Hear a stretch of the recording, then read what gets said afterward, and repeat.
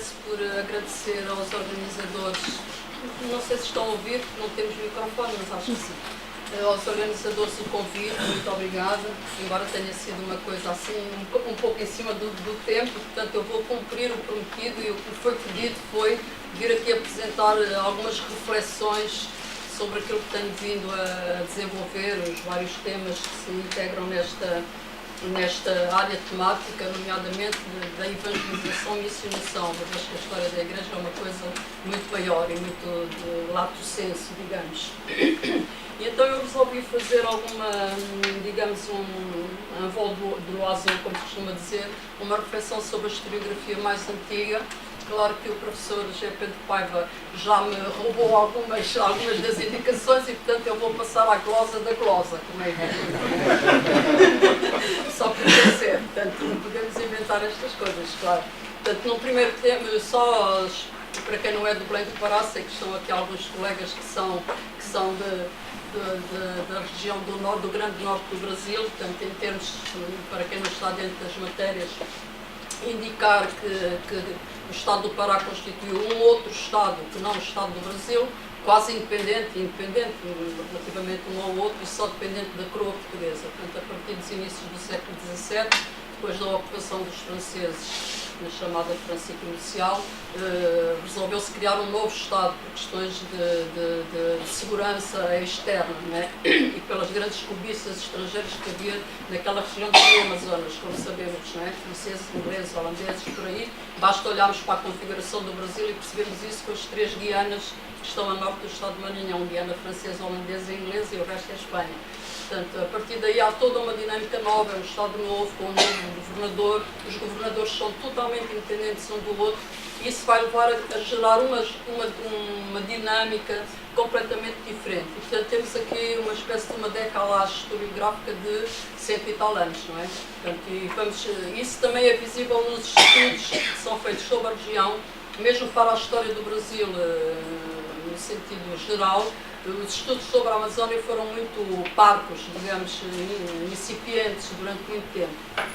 Só há muito pouco tempo, de facto, a história da chama do Pará, do Maranhão, da Amazónia, a Amazónia por si, como eu dizia aí na síntese que enviei, é quase uma criação em sentido mítico, que objetivamente o que é a Amazónia, até porque ela se estende à Amazónia espanhola, portanto é um território, mas é muito mais do que um território, é uma criação até literária também, mitológica, enfim. E, portanto, esta configuração específica desse território vai levar que a própria produção historiográfica também tenha conhecido contornos diferentes.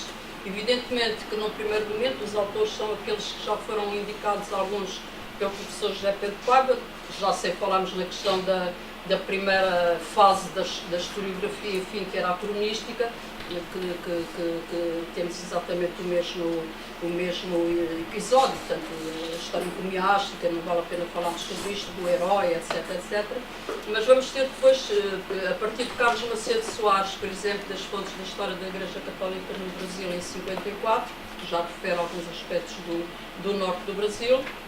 Depois o Arlindo Riopert, penso que não foi referido, a Igreja no Brasil em 3 volumes, escritos entre 81 e 1993, em que ele já refere, portanto, que fazer história da Igreja para aquele espaço, portanto, para o espaço do norte do Brasil, ele chama mesmo disso uma tarefa de angústia pela dimensão e pela omissão, e que era necessário romper o letargo, contradizer os nomes laureados.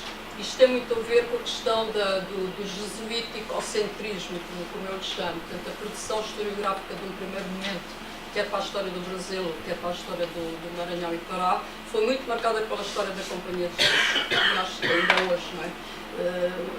E precisamente, vamos logo remeter para a questão das fontes, que também foi tratada pelo professor José Pedro Paiva, portanto, esta questão da omissão das fontes, da inexistência das fontes, ou da pressuposição da omissão, que eu chamo mais assim. Portanto, que eu, quando comecei a trabalhar, também é um bocadinho a experiência pessoal de cada um que se traz aqui, a questão da ordem franciscana no Grão-Pará e Maranhão, vi-me perdida completamente, né? Primeiro que eu percebesse que os franciscanos do Brasil não tinham nada a ver com os franciscanos do Maranhão, que as províncias não tinham nenhuma relação, que o desenvolvimento de cada uma das custódias para o sul do Brasil, chamemos no sul o grande estado do Brasil. Não eram as mesmas fontes, não eram as mesmas casas provinciais em Portugal, que a província do Brasil se autonomizou muito mais cedo, que no norte do Maranhão nunca chegaram a províncias independentes, nem sequer a Companhia de Jesus, portanto só chega à vice-província da Companhia de Jesus. O mesmo acontece depois com as ordens franciscanas, que ainda por cima temos pelo menos 5 ramos diferentes a trabalhar no Brasil: Capuz de Santo António, Senhora da Conceição, Piedade, enfim, e pelo menos estes 3 atuaram com grande, digamos, com grande ênfase. Depois temos a especificidade ainda maior de naquela região ter havido a ordem de mercedários, coisa estranha, não é? Já que era uma ordem estrangeira, como sabemos, de origem espanhola, e portanto só conseguiu fixar-se porque acompanhou de facto a grande viagem do Pedro Teixeira, por questões de negociação. Eles conseguem pôr uma casa em Manaus e depois a partir daí vão conseguir então edificar o grande convento, que ainda hoje está de pé, portanto um dos maiores e mais importantes conventos de Belém, que é o convento das Mercês. Portanto, voltando à historiografia tradicional, também não citada aqui porque penso que não chegou a ser editada, temos o René Renoux, a religião e sociedade no Brasil no século XVIII, portanto eu só consultei em como é que se chama, mimeografada, né, como se dizia antigamente. Depois vamos ter já para o Maranhão, portanto em 1922, Francisco Paulo e Silva, Apontamentos para a História Eclesiástica do Maranhão. De Artur César Reis, História do Amazonas, esta é fundamental e ainda é, digamos assim, quase uma bíblia, enfim, a conquista da Amazónia ou a política de Portugal no Vale Amazónico. E depois temos, o professor José Paiva referiu, o Eduardo Ornaer, que escreve uma história da Igreja no Brasil, mas em que ele dá o subtítulo de Ensaio de Interpretação a partir do Povo. Portanto, já se percebe que é uma história marcadamente, digamos, marxista, digamos assim, em que ele tenta fazer a interpretação da presença da Igreja naquele espaço da Amazónia a partir do povo. Portanto, o que é o povo? Era uma coisa que queríamos discutir. Pronto. Mas isto dá-nos a ideia de perceber as grandes lacunas que esta historiografia teve, tanto quer por omissões, quer por modas, digamos, portanto, de época, epocais. Portanto, esta foi escrita em 1983. Apesar do ensaio ser de interpretação a partir do povo, ele baseia-se completamente na história da Companhia de Jesus do Serafim Leite, não é? Portanto, isto é estranhíssimo, mas é a realidade, porque não se podem inventar pontos mesmo que se queira. Portanto, vários anacronismos. Logo a seguir temos a história da Igreja no Brasil do Américo Jacobina Lacombe, também uma referência. E, portanto, não sendo um livro, mas um artigo importante do Max Justo Guedes, precisamente por causa da importância das missões no contexto da expansão geográfica e na definição das fronteiras, em que ele faz um artigo, a relevância da ação missionária na expansão geográfica do Brasil. Vamos ter depois, em 55, de Paulo Florencio Camargo, a História Eclesiástica do Brasil. E, enfim, assim, São Paulo nas Histórias Gerais, depois para cada uma das ordens, maiormente para a Companhia de Jesus e significativamente com o Serafim, nós sabemos, portanto, há toda uma produção e pensar-se que depois o Padre António Vieira vai eclipsar, digamos, todo, é assim uma espécie de sol, como eu costumo dizer, que vai queimar tudo à volta, não é? E, portanto, a partir do ano de 1655 deixa de haver história do Maranhão e passa a haver história do Padre António Vieira. E só quando, é exatamente isto. Portanto, os estudos todos são sobre o Padre António Vieira, nem falarei da oratória, nem da parenética, não vou por aí, já que a professora Isabel vai tratar destas questões, eu vou até deixar de lado. Portanto, mas, de facto, o facto, peço perdão pela redundância, do Padre António Vieira ter estado naquelas plagas maranhenses durante aquele período, aquela grande década, absorveu, digamos, e captou a atenção dos historiadores, mesmo que eles querem renovar e fazer novidade, acabam por ir sempre para o Padre António Vieira, seja tanto a favor ou contra, seja contra ou a favor das vidas, estamos sempre no eixo da Companhia de Jesus. Têm vindo a aparecer lentamente alguns estudos sobre outras ordens, para os franciscanos, nomeadamente o Basílio Rover, Venâncio Vileca, Plínio Piton, mas para o Brasil no sentido geral, não é? Ao mesmo tempo que em Portugal, de facto, se produzia aqui a grande história da Igreja em Portugal, dos anos 70, falámos há pouco, Universidade de Almeida, mas esquecemos sempre de referir aqui um nome importantíssimo, que de facto infelizmente só produziu 3 volumes, mas por sorte de quem estuda o Brasil, para mim sobretudo, o volume 3 inclui a entrada chamada Brasil, portanto, a história dicionário da história da Igreja do Banha de Andrade, António Banha de Andrade, que é uma referência muito pouco cuidada e estimada, não é? O resto ficou, como sabem, quase preparada, mas por editar. Talvez haja alguém há pessoas que usam muito fazer isso, de depois encontrar isso, os manuscritos e publicarem com o seu nome. Pode ser que apareça mais outra vez. Portanto, as questões que se punham aqui sempre eram as mesmas. Portanto, escassez de fontes e muito embaçada na questão do terremoto. Portanto, esta ideia de nós termos tido um terremoto em Lisboa, que consumiu a maior parte dos documentos, tanto seja porque foram afogados ou incendiados, é também um mito, ele próprio, não é? Eu própria tive essa possibilidade de verificar que podemos estudar estas temáticas sem ser por fundos diretos, digamos, de produção direta. Uns sim, claro, e todos o mais importante são os cartórios conventuais. Coisa que também aqui no Centro de Estudo de História Religiosa se trabalha muitíssimo bem, portanto, a questão dos arquivos. Né? E temos a sorte, para o Estado do Maranhão, lá está, que aqui já diverge do Estado do Brasil, de as casas provinciais se encontrarem todas em Portugal. Né? Portanto, o caso de Lisboa, o Convento dos Capuchos, que é hoje o Hospital dos Capuchos, era a casa-mãe dos franciscanos de Santo António, que foram para o Maranhão, para o Pará, etc. Infelizmente, por exemplo, os da Piedade, que já se instalaram na região do Gurupá, mais para norte, etc., etc., a casa-mãe era em Vila Viçosa, temos um edifício, mas esse é um dos fundos que supostamente terá sido queimado quando foi da exclaustração. Portanto, eu, pelo menos pela minha parte, já corri o Alentejo inteirinho à procura de um documentozinho só do Colégio da Piedade, mas existe de facto só a inventariação dos bens no dia, e essa está em Évora, no Arquivo Distrital de Évora, a inventariação dos bens que foram levados, e este é um daqueles casos que quase os historiadores todos os dias garantem que foi mesmo totalmente queimado. Portanto, também temos o problema de termos tido no século XIX, em 1934, a questão da exclaustração dos bens da Igreja, e portanto aí muitos destes fundos foram simplesmente desaparecidos. Claro que neste momento, portanto, dessa história mais tradicional, digamos assim, começa-se a pensar a história da presença da Igreja, mas em várias vertentes, e elas são tão imensas, tão multívoras, digamos assim, que vamos encontrar coisas muito interessantes. Por exemplo, mesmo na questão dos aldeamentos, das missões, do chamado processo dos descimentos para se constituírem as missões.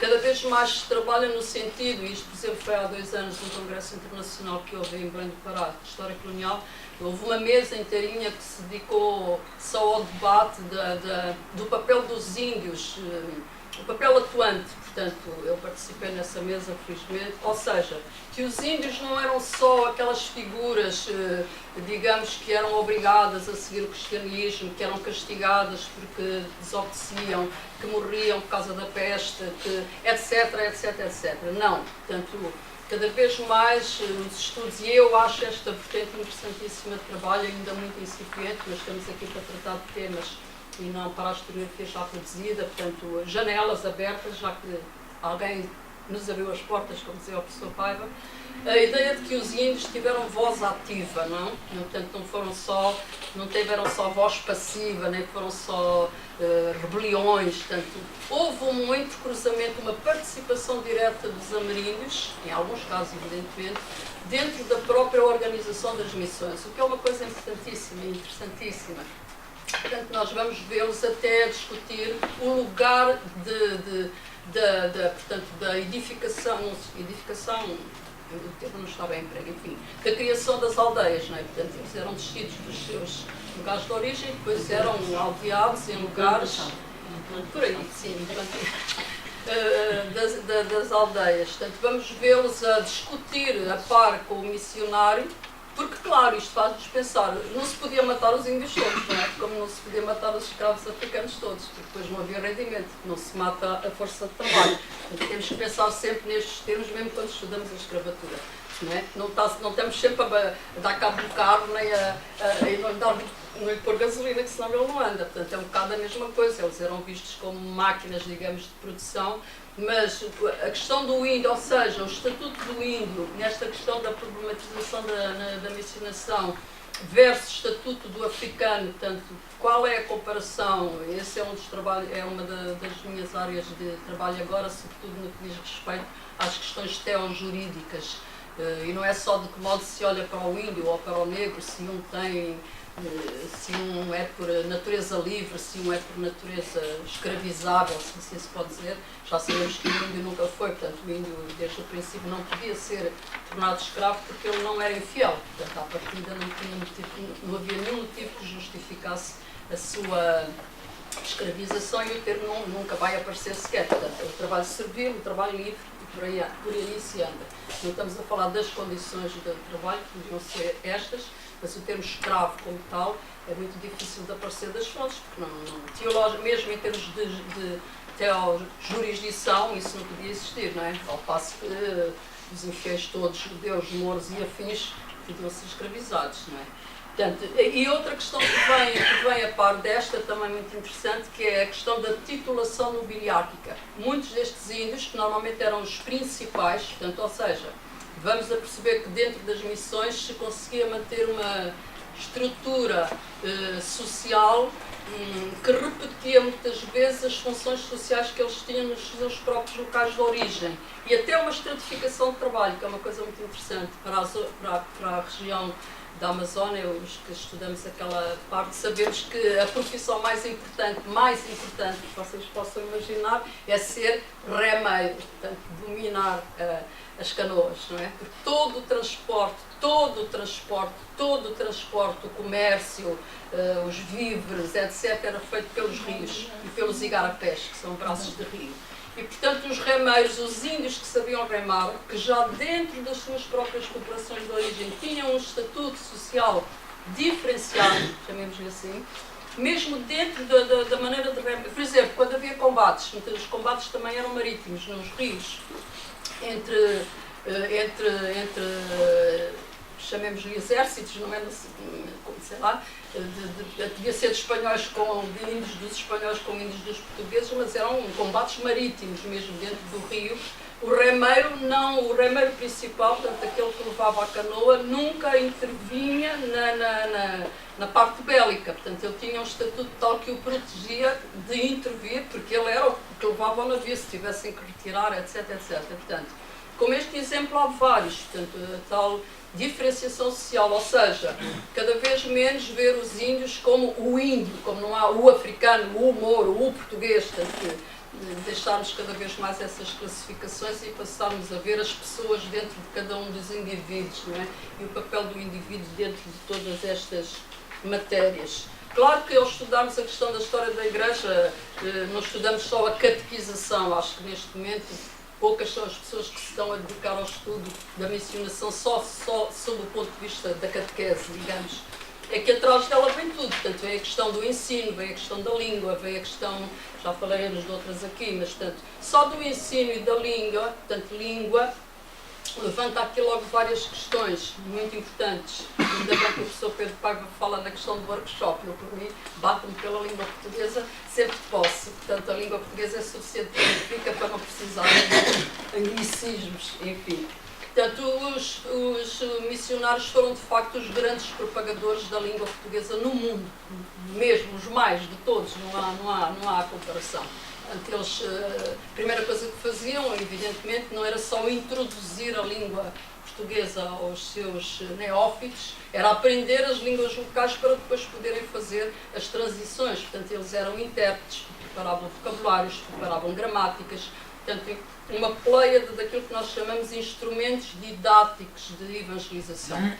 Mesmo que gira, muitos deles, a grande maior parte deles não foi sequer publicada, porque eram instrumentos de trabalho que passavam uns para os outros, mas vamos tendo casos mesmo através da correspondência. E aqui já entramos numa outra coisa que se chama a escrita missionária, não é? Pronto. Os grandes produtores, digamos, de epistolografia são os missionários, como sabemos, calcorreavam todo o território, portanto, adentravam os sertões, como é a expressão usada, e escreviam sobre isto. Portanto, os primeiros naturalistas são missionários, evidentemente, portanto, só depois é que vão os outros. Portanto, eles acompanham, mesmo nas tropas dos descimentos, do resgate, sempre era obrigatório serem acompanhados de missionários. E, portanto, nós vamos vê-los no ensino em várias vertentes, tanto na criação das escolinhas de missão, nas primeiras missões, e o segundo nível, portanto, que são os colégios, sobretudo o colégio jesuítas, onde o programa era praticamente o programa da Universidade de Coimbra. Portanto, eram eles que geriam a Universidade de Coimbra, os programas eram praticamente iguais. Portanto, só depois, quando vinham fazer o último nível do ensino superior, vinham para Coimbra. Portanto, e temos a relação de haver, neste momento, quase 2.000 brasileiros que passaram do tempo colonial na Universidade de Coimbra e outros que foram para outras universidades europeias. Portanto, tudo isto passa pela história da Igreja, não é? E isto são só, digamos assim, pinceladas que se trazem aqui. Através da história da Igreja nós estudamos as questões do direito, portanto, do direito teológico, do direito jurídico, digamos, vulgar, digamos assim, dos grandes debates que houve entre os vários poderes, tanto do clero regular, o clero secular, o clero episcopal, das várias interlocuções uns com os outros. Tudo isto nos passa pela história da Igreja que estamos aqui a trabalhar. Em termos agora do que nós podemos chamar novos historiadores sobre estas temáticas e sobretudo para a região do Pará, temos já bons nomes e nomes novos, o Karl Arendt, né, que trabalha, o Bettendorf, o Alírio Cardoso, que é da Universidade de São Luís do Maranhão, que começou a trabalhar os capuchos em São Luís, o próprio Rafael Chambolet-Ronde, que já se falou aqui, começou para estudar os jesuítas, embora agora estuda fazenda, estuda o comércio do cacau. O Aldrin Figueiredo, portanto, com a questão da história social, cultural e da história da arte. É evidente que a história da arte aí discorda um bocadinho, ao contrário do que se pensa, é um dos, digamos, igarapés, agora apetece dizer isto assim, é um modo mais estúpido, só para confundir um bocadinho, portanto, mas é um veio de facto de grande exploração, porque mesmo Belém tem configurações muito próprias, portanto é uma cidade que teve 3 ciclos de desenvolvimento, e um deles foi o ciclo pombalino, portanto vai para lá o grande Giuseppe Landi, o italiano bolonhês, e só este Landi já tem 50 teses de doutoramento. Portanto, e através do Landi vem toda a relação que há de Belém com a Itália, com Bolonha, portanto, e através deles vão os artistas, vão os músicos. Depois temos o ciclo da borracha, portanto, em que Belém se vai destacar pela riqueza e, portanto, pela produção, a Belle Époque, etc.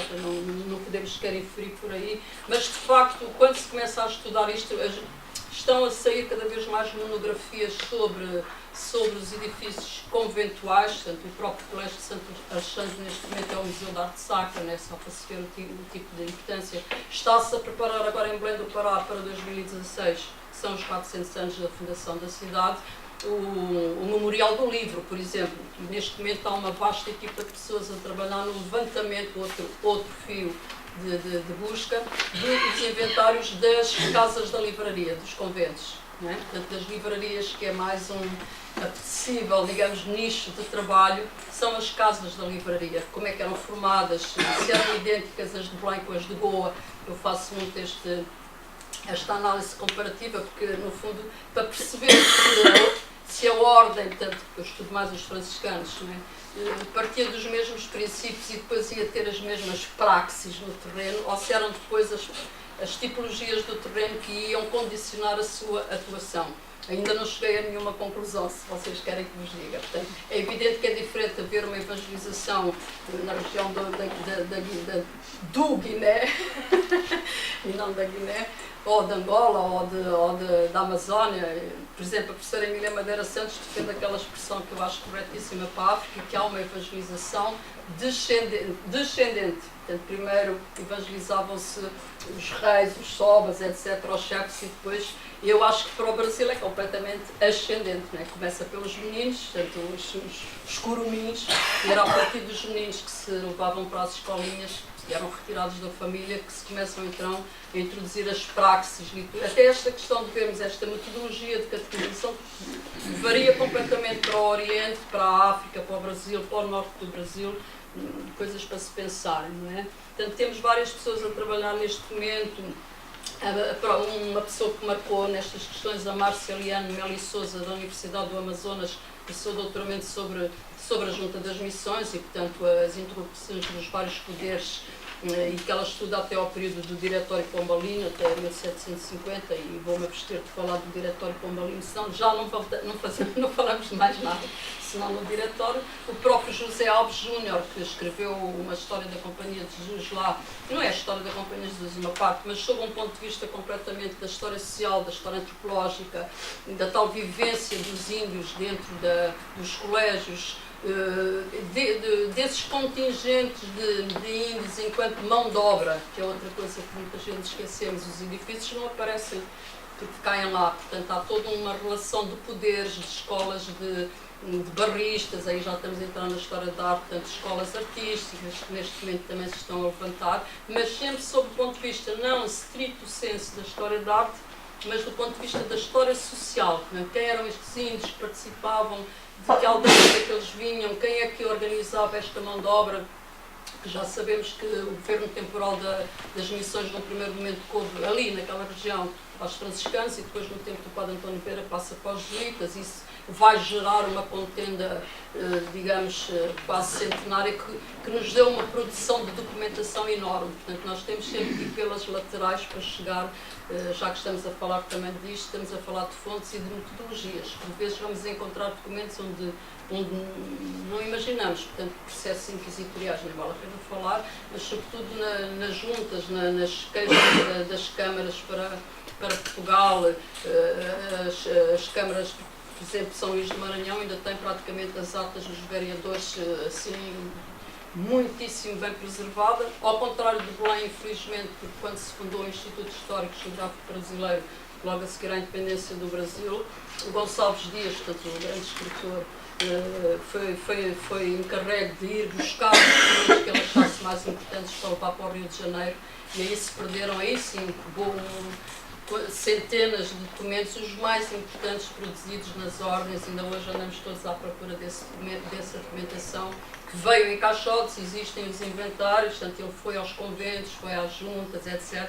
E levou para o Rio de Janeiro essa documentação, e muito assim se perdeu nessas condições. É preciso sempre lembrarmos que normalmente a documentação era feita em 3 vias, né? Sobretudo das ordens, portanto era feita uma para ficar na casa, outra que vinha para o provincial em Portugal e outra que ia para o geral, para Roma. Portanto, há sempre uma maneira de irmos atrás da documentação, não esquecer também isto. Outro dos temas que eu acarinho também muito nestes últimos tempos é da preparação intelectual, a formação dos missionários, que me parece uma coisa bastante interessante. Já falámos sobre isso, penso que foi esse o tema. Cada vez mais, portanto, aparecem essas referências. Vinha a perceber que naquela famosíssima cidade de Coimbra, portanto, na rua dos colégios, no século XVI fundaram, todas as ordens missionárias fundaram um colégio para a preparação dos missionários. Temos a própria Companhia de Jesus, que é a universidade, mas depois todos vão ter, a própria ordem franciscana só em Coimbra vai ter 3 colégios, só para formar missionários. Depois há uma vasta polémica também aí, porque os programas, as matérias eram as da Universidade de Coimbra, só que eles depois tinham que fazer exame à Universidade de Coimbra, né, que era dominada pela Companhia de Jesus. Encontrei um processo enormíssimo, vale o que vale, enfim, dos franciscanos desesperados, que os navios estavam a ir embora constantemente e eles não conseguiam ir fazer o exame à Universidade de Coimbra, que marcassem o exame, por favor, que eles tinham que apanhar o navio. E a maior parte das vezes embarcavam sem esses exames. Portanto, isto foi na altura da enorme polémica entre a Companhia de Jesus e os franciscanos, que chegavam lá sem os títulos e, portanto, os franciscanos mandavam dizer para a corte que aqueles missionários que estavam a evangelizar nas terras do Maranhão eram completamente analfabetos, não tinham o título de mestres, nem muito menos de doutores, não tinham exames, percebem? Portanto, este tipo de coisas que nós só vamos encontrando muitos anos depois de andarmos a mexer nestas matérias. Portanto, a formação dos franciscanos, por acaso aqui na Lusitana Sacra, pai, quase há 18 anos, fiz um textinho sobre isso, sobre a formação cultural, e isso vemos nas atas das congregações intermédias, nos estatutos, enfim. Sobre a escrita missionária já falámos, portanto, das novas perspectivas é isso, tanto tínhamos falado na questão da história da arte, que é muitíssimo importante, e já é um eixo de análise que tem a ver depois com o urbanismo, com a expansão urbana, com a questão dos cultos, das irmandades, etc, etc, etc, tanto que tudo isto se intersecciona. Para o caso de Belém, não podia deixar de falar aqui do grande culto do Círio da Senhora da Nazaré, que é o maior culto católico do mundo, não há comparação. Portanto, são 200 milhões de pessoas a assistir àqueles 3 dias de festa da Senhora da Nazaré. Portanto, só de si próprio, portanto, que tem uma produção historiográfica à volta disto, portanto, que tem a ver com todas as formas de culto que vocês possam imaginar, portanto, legal, não legal, lícito, ilícito, paralelo, etc. Só quem conhece é que percebe muito bem isto. E não queria deixar de referir a historiografia episcopal, que temos aqui o nome desta casa, a quem devemos muito nestas matérias, Dom Carlos de Azevedo, não é? Que neste momento se encontra em Roma, que se tem vindo a dedicar agora ao estudo de bispos restantes no Pará. Muito interessante. Portanto, ele acabou de publicar há cerca de 2 meses um livro sobre Dom Frei João de São José Queiroz, que foi um bispo pombalino que esteve no Pará, amigo íntimo do Marquês de Pombal, e que depois acaba por ser expulso, porque o Pombal não admite muitas coisas, muito menos aos amigos. Não é? Portanto, na terceira carta, em que o bispo lhe faz algumas considerações, ele diz na carta: o senhor entretenha-se a ver a sua biblioteca, não é? E deixa os outros assuntos para mim. Na quinta carta já foi guerra aberta e veio expulso para Lisboa. E agora já está preparado, isto há de ser com certeza uma novidade, um outro livro, já que ele agora está no Vaticano, tem essa prerrogativa que nós não temos, o arquivo secreto, mais um outro trabalho sobre um outro bispo do Pará que também acabou assim, com queixas na Santíssima Inquisição. Enfim, portanto, isto para percebermos que para aquela região que eu estudo, digamos assim, cada vez é mais amplo o temário, as problemáticas, a diversidade de metodologias, sempre numa perspectiva, pronto, é recorrente, mas é verdadeira, tanto de comparativismo, sobretudo, e também a preocupação de fazer estudos sobre as várias ordens, que não há, portanto, era um terreno completamente deserto, digamos, havia para a Companhia de Jesus. Depois eu comecei os estudos sobre os franciscanos e, felizmente, neste momento temos assim uma espécie de um laboratório, uma escola, já com doutorandos a fazer um sobre os universitários, o Frederico Matos, um outro a fazer sobre os carmelitas, o Roberto Salute, portanto, toda uma escola que neste momento se fundou na Universidade Federal do Pará e que com certeza vai dar os seus frutos para um próprio colóquio, não é que não um workshop. E acho que vou ficar por aqui, depois no tempo do debate podemos avançar. Muito obrigada.